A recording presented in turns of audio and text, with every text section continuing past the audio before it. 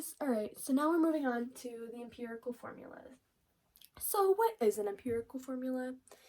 The empirical formula is just the lowest whole number ratio of atoms in a compound, okay? So let's say that you have a sample of glucose, C6H12O6. Now, like I just said, it's the lowest number ratio among all of these elements, okay? Well, I'm sure that a lot of you can see that these subscripts are all divisible by 6. So if we did that, dividing everything by 6, we get C, H, 12 divided by 6 is 2, and then O, okay?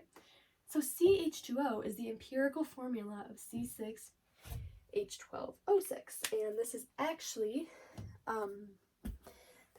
the formula for all sugars, just multiplied in different ratios.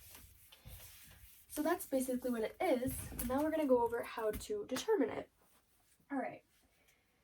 So let's say that a compound contains 11.66 grams of iron and 5.01 grams of oxygen. And we are told to find the empirical formula. Okay, so what are we going to do? Well, you cannot determine the empirical formula from grams. So I'm sorry, but you're always going to have to convert from grams to moles. Like I said, anytime that you're giving grams of a substance, you're most likely going to have to convert to moles. Okay, so let's do that. We have 11.66 grams of iron. Okay, our given goes in the bottom right, the same units, I mean. So we're going to have grams of iron, and we want moles of iron. All right? By now, I think you might know how to do this.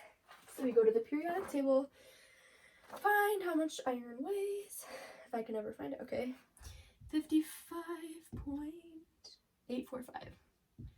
5 grams in 1 mole. All right. Do our calculation. We just divide 11.66 by 55.845. That is a big number. Well, not big, but long. So we got 0.208792.193 moles of iron. Alright, now we have to do the same for oxygen. So 5.01 grams of oxygen. Boop, boop, boop, boop.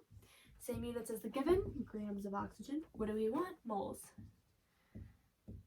Okay, so we're going to say in 1 mole of oxygen, there are 15.9994 grams. Okay, so we're going to say 5.01 divided by 15.9994. Alright, and that is equal to, I'm sorry if you can't see this, 0.313136.743 moles of oxygen. Alright, so now that we have moles, we can determine the empirical formula. So as of right now, let's just say that this is FeO. That's not the empirical formula. In order to find what numbers go here, okay, the subscripts, we are going to divide each number of moles by the lowest number of moles between these two. Okay, so which number is lower, 0.208 or 0.313? Okay, obviously it's this one. So we're going to divide this by 208.792.193, okay? And we're going to divide this by the same thing. You divide both by the lowest number, okay? So, equals. So this is going to equal 1. And now, I'm going to divide that.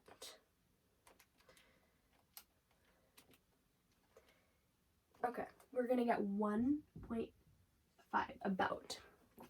So, these numbers match up with the subscripts that you will put in the compound. So we got Fe with a 1 and O with about 1.5. We're done. Just kidding.